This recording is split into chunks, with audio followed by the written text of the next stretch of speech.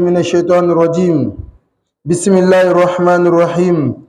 الحمد لله رب العالمين القائل: خلق من نفس واحدة ثم جعل منها زوجها وأنزل لكم من الأنعام ثمانية أزواج يخلقكم في بطون أمهاتكم خلقا من بعد خلق في ظلمات ثلاث. ذلكم الله ربكم له الملك لا إله إلا هو فأنى تصرفون.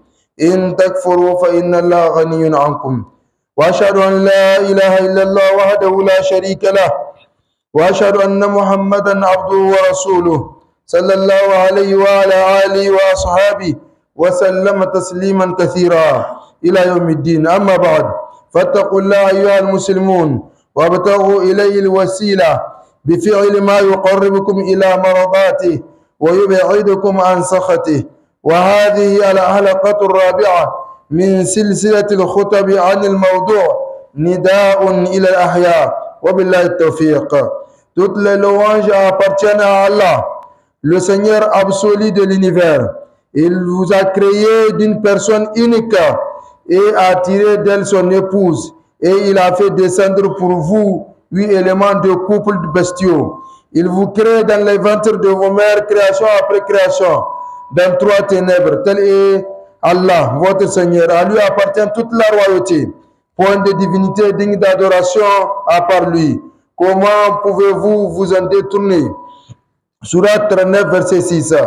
Je témoigne qu'il n'y a point de divinité digne d'adoration hormis Allah, l'unique sans associé, et que Muhammad est son messager et son envoyé. Qu'Allah lui accorde ses prières, son salut, ses miséricordes et ses bénédictions, ainsi qu'à sa sainte famille et à ses fidèles compagnons. Chers frères et sœurs en islam, craignons Allah comme il le faut et cherchons les moyens qui nous rapprochent de son agrément et nous éloignent de son châtiment. Voici notre 4e partie de notre thème intitulé Appel aux vivants. Qu'Allah nous conforme davantage à mon traitement. Chers frères et sœurs en islam, comme nous l'avons dit, l'homme est créé pour adorer son Seigneur, Allah subhanahu wa ta'ala, et il est établi sur cette terre pour assurer la succession des générations humaines conformément à la volonté divine. Cela signifie que toutes les activités de l'homme doivent tendre à concrétiser cette adoration qui englobe tous les aspects et tous les domaines de la vie humaine sans exception aucune. Qu'Allah nous aide à mieux comprendre cela et nous aide à ne pas faire hors sujet par rapport à la mission pour laquelle nous sommes créés et placés sur cette terre. Chers frères et sœurs en islam, avant de voir comment faire pour éviter de vivre une vie qu'on peut appeler une vie hors sujet, nous allons nous donner la définition de l'adoration en islam et ce que cela sous-entend. Sachant que les savants musulmans ont défini l'adoration comme suit, comme l'a si bien dit à Cheikh l'Islam Ibn Taymiyyah. Al-ibadatu ismun jami'un likulli ma yuhibbu Allah wa yardahu min al-aqwal wal-af'al al-zahiratu wal-batina. L'adoration est un nom général qui englobe tout ce qu'Allah aime et agrée parmi les actes et paroles apparents et cachés. On comprend à partir de cette définition que le sens de l'adoration est très vaste et qu'elle englobe même les tenances pour laquelle l'homme est établi sur cette terre. Pour concrétiser cette tenance, l'homme a sans doute besoin de connaître son Seigneur et de connaître sa loi. Sinon, ce sera légalement évident dans ce bas monde et le châtiment inévitable dans l'au-delà. Qu'Allah nous en préserve. Allah subhanahu wa ta'ala a en effet dit: الذين إن مكناهم في الأرض أقاموا الصلاة وآتوا الزكاة وأمروا بالمعروف ونهوا عن المنكر. أقاموا الصلاة وآتوا الزكاة وأمروا بالمعروف ونهوا عن المنكر ولله عاقبة الأمور. Ceux qui, si nous leur donnons la puissance sur terre, accomplissent la salat, acquittent la zakat, ordonnent le convenable et interdisent le blâmable. Cependant, l'issue finale de toute chose appartient à Allah. La réalité de l'adoration pour laquelle l'homme est créé se révèle à travers 2 points fondamentaux. Le premier point, la prise de conscience du but ou de l'objectif de la création de l'être humain, en ce sens que ce dernier doit se rappeler partout et toujours cet objectif, quel que soit l'état dans lequel il se trouve, la santé ou la maladie, la richesse ou la pauvreté, le pouvoir ou la subordination, la jeunesse ou la vieillesse, etc. Le second point, c'est l'orientation totale vers Allah subhanahu wa ta'ala, à travers tout ce que l'homme entreprend, à travers les actes cultuels et profanes, les propos verbaux et écrits, les imaginations et les pensées, les comportements apparents et cachés, afin que toute la vie de l'être humain soit totalement orientée vers Allah subhanahu wa ta'ala et que cela lui soit consacré. Il a recommandé en disant Qul inna salati wa nuski wa mahyaya wa mati lillahi rabbil alamin la sharika lah wa bidhalika umirtu wa ana awwalul muslimin. Dis au prophète, en vérité, ma salat, ma prière, mes actes de dévotion, ma vie et ma mort appartiennent à Allah, le Seigneur de l'univers. À lui seul, à lui, nul associé. Et voilà ce qui m'a été ordonné. Et je suis le premier à me soumettre. Surat 6, verset 12 et verset 162 et 163. En concrétisant cette adoration par la consécration de toute la vie à Allah subhanahu wa ta'ala, l'homme éprouvera le sentiment d'être en contact direct et permanent avec son Seigneur, d'où il vivra dans la tranquillité d'esprit et de cœur et sous la volonté de celui qui l'a créé et non sous sa propre volonté, ou sous sa propre volonté ou sous la volonté de son ennemi, à savoir Satan. عن أبي هريرة رضي الله عنه قال أن النبي صلى الله عليه وسلم قال إن الله تعالى يقول يا ابن آدم تفرغ لعبادتي أملأ صدرك غنى وأسد فقرك وإلا تفعل ملأت يديك شغلا ولم أسد فقرك. رواه الترمذي. قال هذا حديث حسن غريب. Ô fils d'Adam, sois disponible pour mon adoration. Je remplirai ton cœur de richesse et comblerai ta pauvreté. Et si tu ne le fais pas, je remplirai alors tes mains d'occupation et ne comblerai pas ta pauvreté, c'est-à-dire tes besoins. Rapporté par At-Tirmidhi.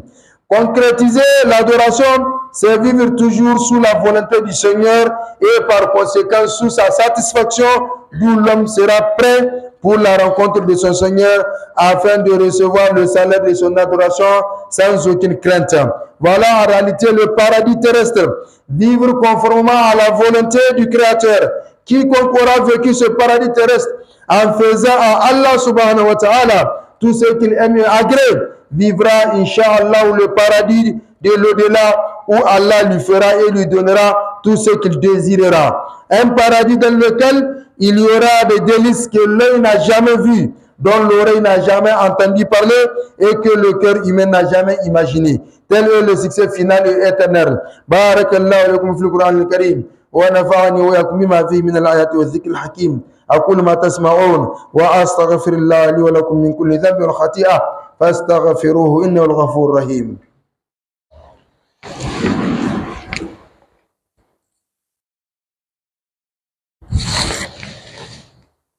الحمد لله وكفى والصلاة والسلام على من لا نبي بعده. Chers frères et sœurs en islam, voilà ce qui doit être connu et ce qui doit être fait. Mais nous venons à notre triste réalité que constatons-nous dans la vie des musulmans aujourd'hui. On constate malheureusement que les gens en général et les musulmans en particulier se sont détournés pour la plupart de la recherche de la connaissance d'Allah subhanahu wa ta'ala. Beaucoup de musulmans n'ont de leur Seigneur Allah qu'une conception vague et floue et des idées erronées, car ils n'ont jamais fourni l'effort nécessaire pour connaître Allah subhanahu wa ta'ala à travers les différents actes de sa connaissance. Et parmi la minorité de musulmans qui cherchent à connaître Allah subhanahu wa ta'ala, on constate que l'écrasante partie de cette minorité ne cherche pas à connaître Allah subhanahu wa ta'ala pour la raison pour laquelle Allah veut qu'il soit connu, c'est-à-dire pour son adoration. On adore Allah subhanahu wa ta'ala pour ce bas monde, cherchant à se servir de la religion et non à servir la religion. Les gens cherchent par exemple des invocations magiques, le plus grand nom d'Allah, pour chercher la richesse matérielle une femme, un poste de travail, la maîtrise sur les créatures d'Allah, telles que les anges et les djinns, pour les soumettre à leurs faits mesquines. Ils cherchent donc à utiliser Allah subhanahu wa ta'ala pour chercher le bas monde, alors que ce bas monde et ce qu'il renferme, qui doivent être utilisés pour chercher Allah subhanahu wa ta'ala et jamais le contraire.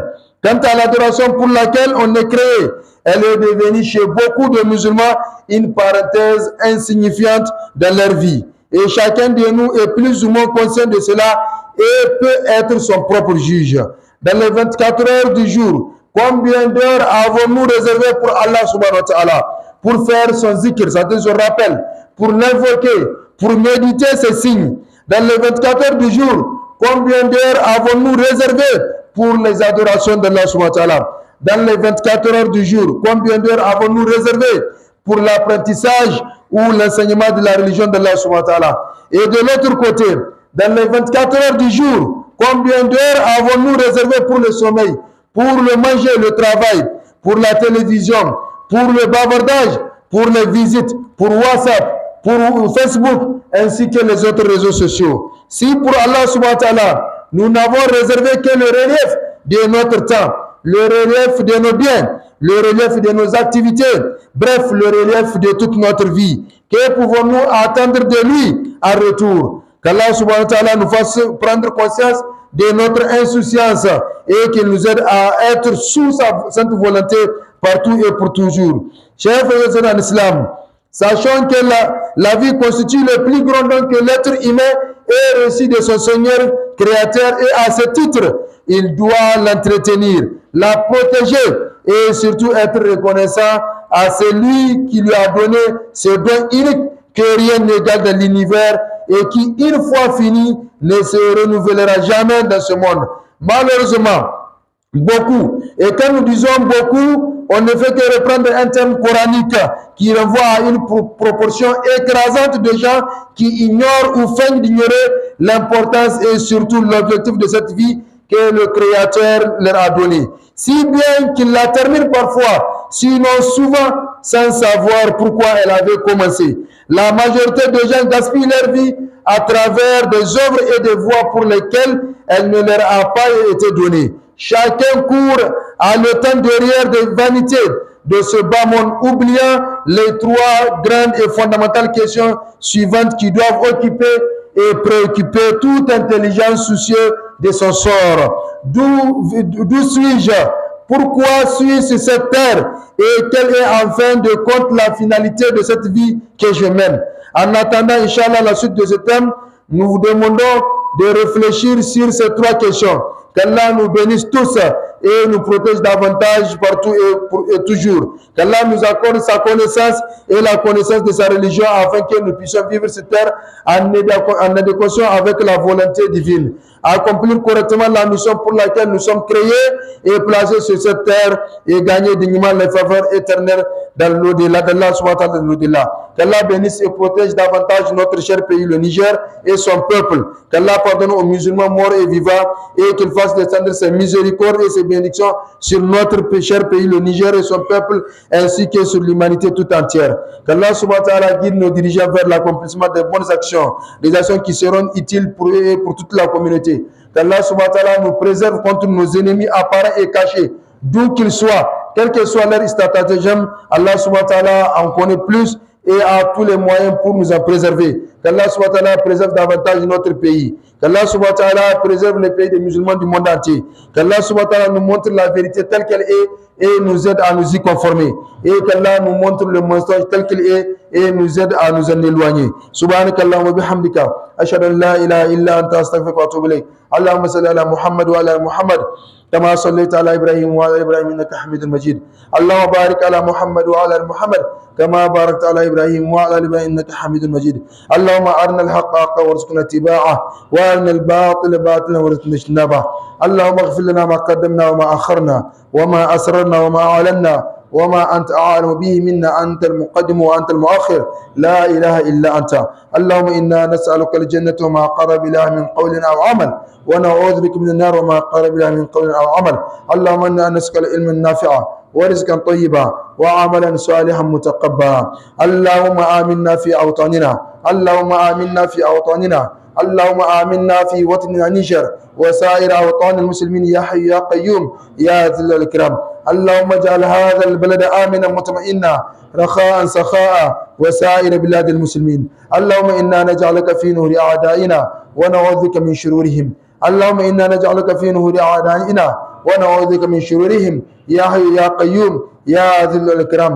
اللهم إنا نسألك بأنك أمرتنا بدعائك ونشهد أنك أنت الله لا إله إلا أنت الأحد الصمد الذي لم يلد ولم يولد ولم يكن له كفوا أحد. اللهم إنك أنت الذي تجيب المضطر إذا دعاه، اللهم إنك أنت الذي تجيب المضطر إذا دعاه. فنحن ندعوك يا حي يا قيوم يا ذا الإكرام، ندعوك بأسمائك الحسنى وصفاتك العلى أن تحفظ بلادنا، أن تحفظ بلادنا من فوقنا ومن يميننا ومن شمائلنا ومن تحت أرجلنا يا حي يا قيوم يا ذا الإكرام. وآخر دعوانا عن الحمد لله. قوموا إلى صلاتكم يرحمني وإياكم جميعا.